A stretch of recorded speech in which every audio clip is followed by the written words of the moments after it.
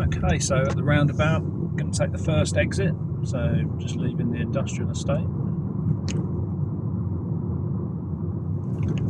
Going to take the next left.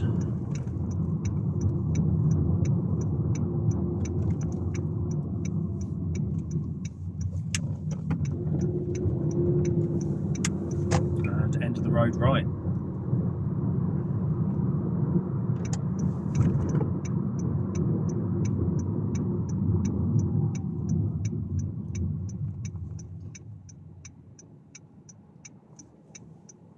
Fairly busy here. Always look out for lorries because they can't turn into this junction if you're in this position. So they'll wait for you to move, and if you come into the end, they might swing into that part of the road, and you need to look out for it. So next roundabout, second exit.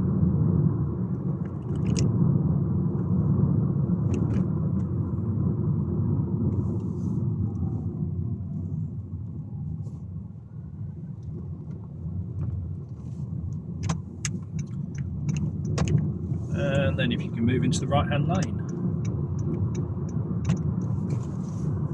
And then follow signs to town centre.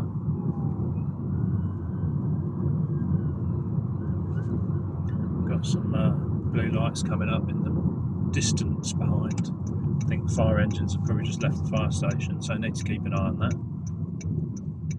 They're a long way behind, they might not even come this way. So roundabout's clear, following town centre.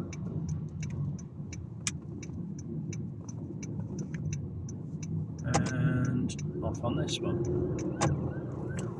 And then at the first opportunity, I'm going to move to the left lane.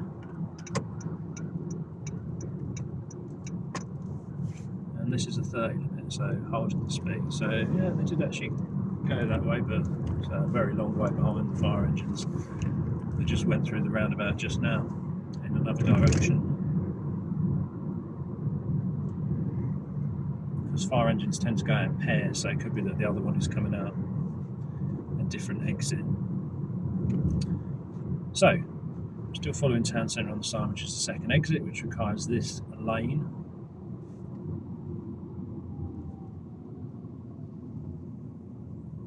Examining the roundabout from a distance, no indication on the entrance to the roundabout because it wouldn't make any sense, but indicate left to come off.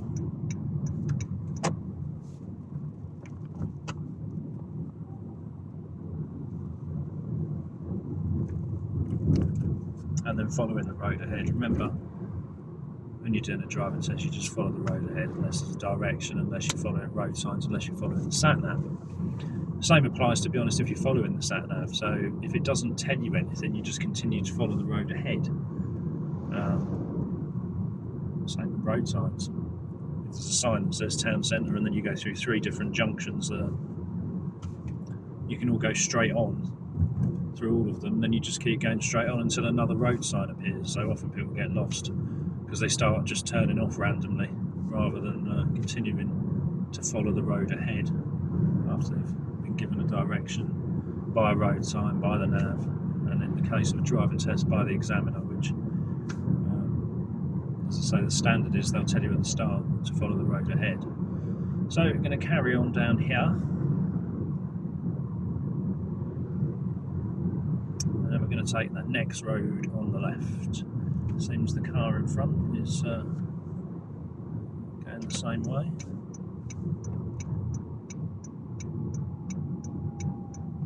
They're definitely not on a driving test.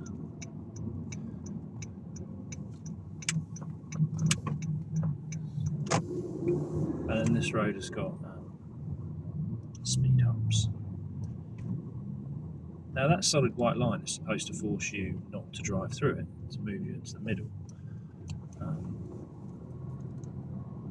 So you should avoid driving through it if possible.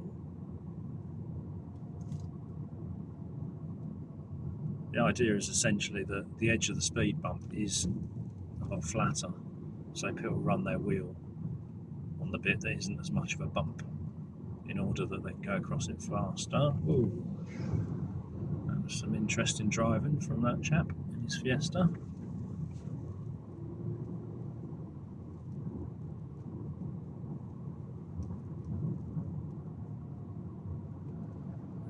get to the end of this, we're going to turn right.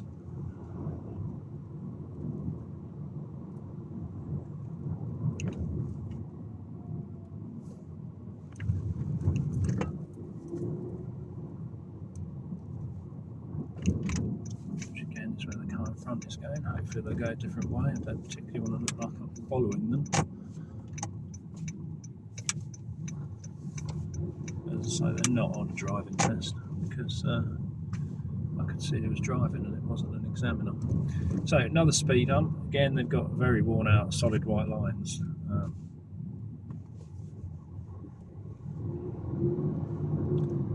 As you can see, we go back into the 30 here.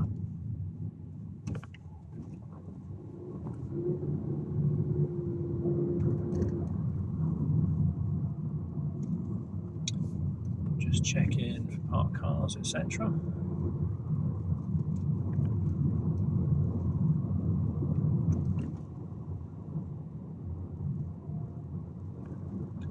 Looking through this bend as much as possible, look over the hedgerows, make sure there's nothing. It's all about line of sight. Everything you do when you're driving is to do with line of sight. And we're going to take the next road on the left.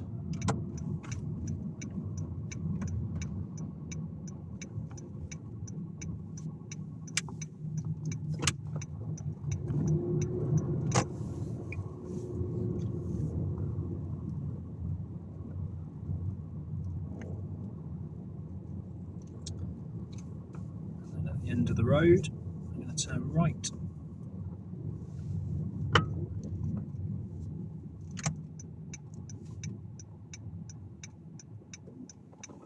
So you can see a little bit of a tricky junction. There's the hedgerow sticking out.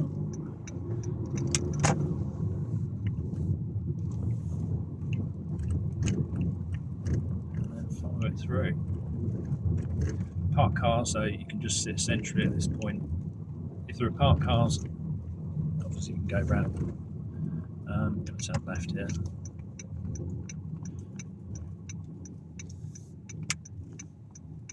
Newly resurfaced road, and then I'm going to turn right, crossroads.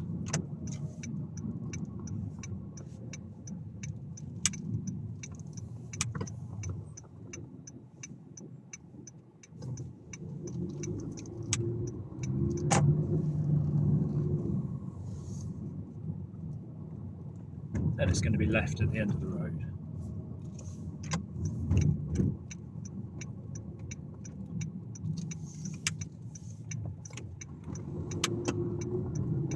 Remember, driving test routes are all within the test area. That test area is quite wide. You can go in different directions. During your test, you might go in a different direction regardless, because you might miss an instruction. Sat-nav might tell you to go somewhere and you miss it, so you could end up going all sorts of different ways essentially. And the test area, as I say, is quite wide. If you do an extended test or an ADI test, it goes out much further than the areas that I'm driving through here, but this is within the test area. And generally speaking, if you want to know where test routes go, just look at where the bus routes go, because bus routes and driving test routes tend to be very similar, with some diversions on the test. And like I say, it's not about practicing test routes, it's about just understanding what a driving test is about.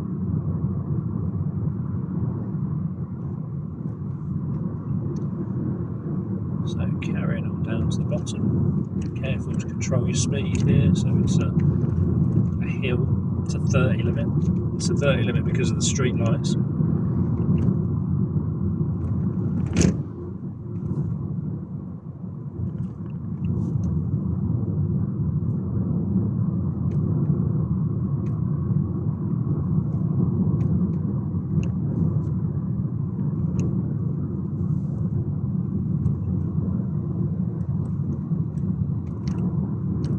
It's another road where people often go quite fast. I bet he goes fast in his Ferrari because he's got a front number plate on it. Nice car. Okay, we're going to take the next road on the right.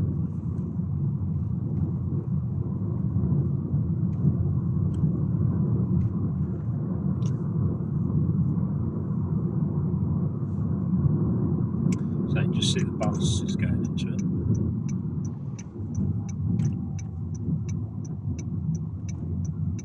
Going back to what I just mentioned about bus routes. There's a wheel clamp over there. Somebody might have managed to get it off. Looks like no tax wheel clamp. So keep an eye on that bicycle because he's all over the shop, swerving around in the road.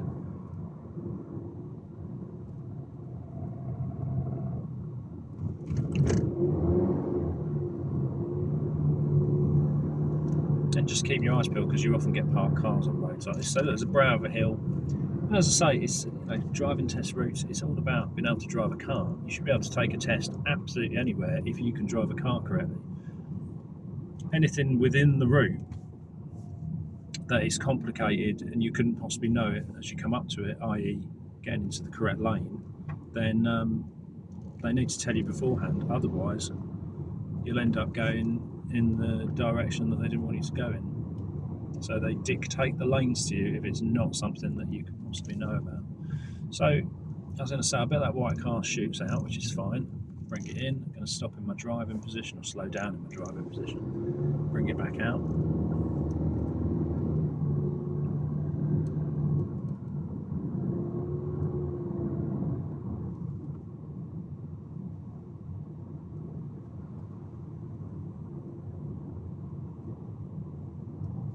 See, bits like this are always tricky. You go around a parked car, but you've got a junction on the right.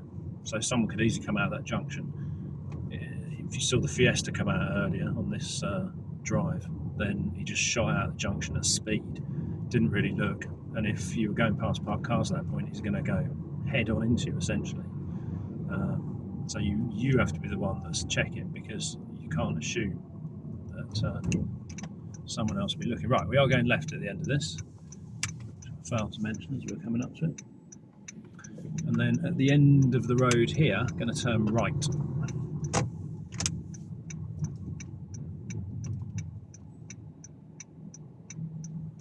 So they like junctions like this because you've got to bring the car round so you can actually see. So you can see I'm trying to straighten the car up as much as possible. The car's turning in, and then when you pull out, you need to bring yourself across into the correct side of the road. You should do that for every single junction. Standard.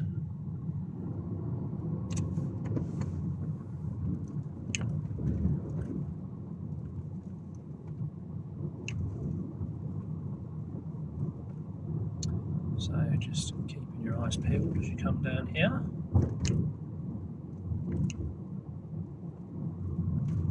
And I'm going to take the next left.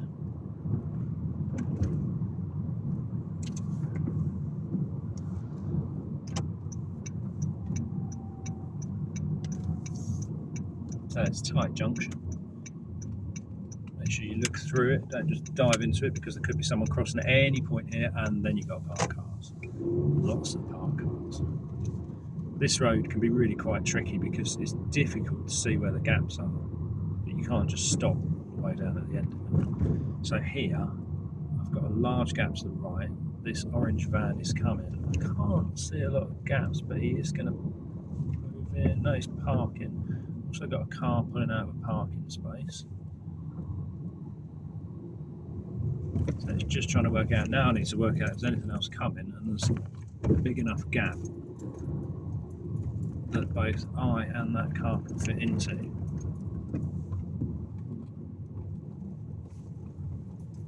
So there's nothing coming at the minute. This one parked up, which is fine. Somebody just come into the road, but they're going to need to wait at the end now. You can see we've got a red traffic light. I'm going to turn right at the end of the road. I just need to double check I can actually get into that part of the road. No, not easily, so I'm going to have to move over to let this white car through.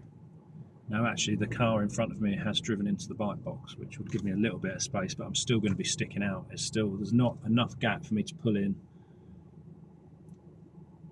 and get the car straightened up, unless he moves forward just a bit, but he'd have to go right the way into the bike box, and he's not quite far enough forwards.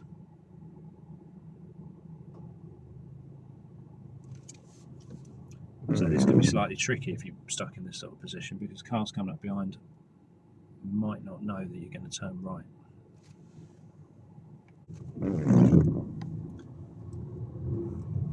So turn it right. See those lights last a very short amount of time.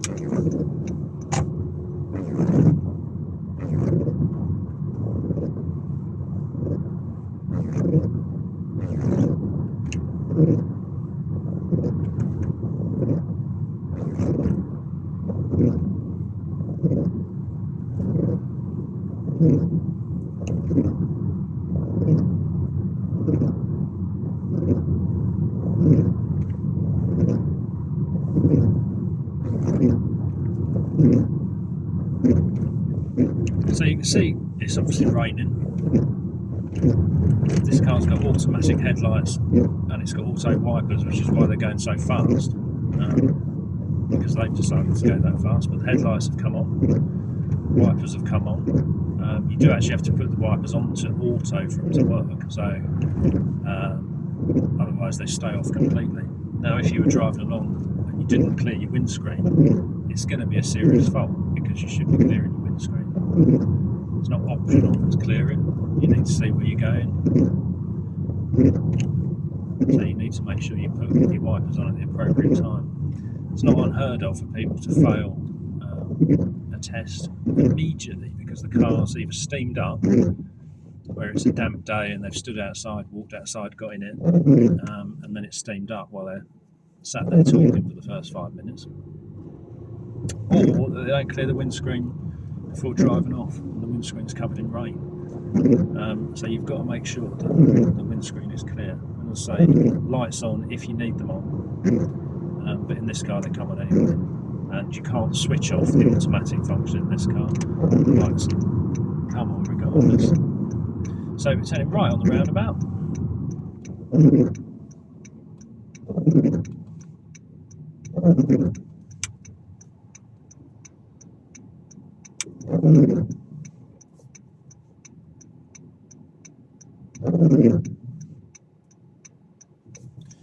That car can go. Yeah, I can go. Stop to a left signal, make sure nobody's trying to drive up on my left hand side, because they will, so don't assume they won't.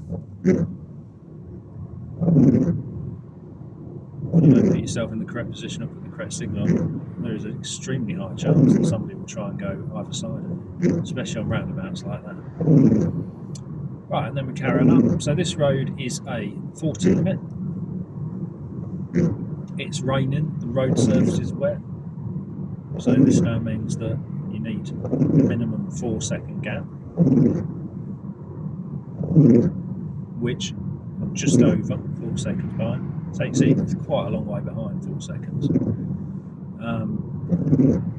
And obviously the reason it's a timed gap is because that means that the distance is greater the faster you go. So the lower the speed, the shorter the gap between you and the car in front, even though the time gap itself is the same. So we're going to turn right on this roundabout. It splits into 3 at the end. The sign says it splits into 2 because they widened the road but didn't manage to put a new sign up. So watching the roundabout as you come up to it, all the way you've got to be driving the car, watching the traffic, making sure if there's a gap you use it. Again, swap to a left signal, checking left before I do that to make sure it is clear. And then this road is a 30 limit.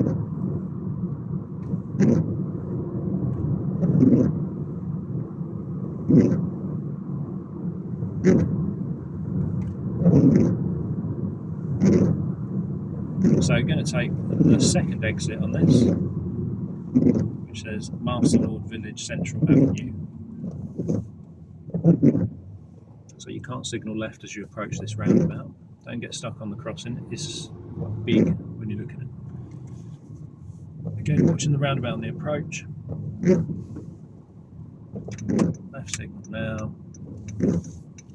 And bringing it back into the industrial estate. So again, fairly straightforward. You know, you can see the mix of roads there. We're going to head straight back down now, back in the industrial estate. This is where you start and finish. Speed up in front. Straight across this roundabout. That person literally didn't even look to their right.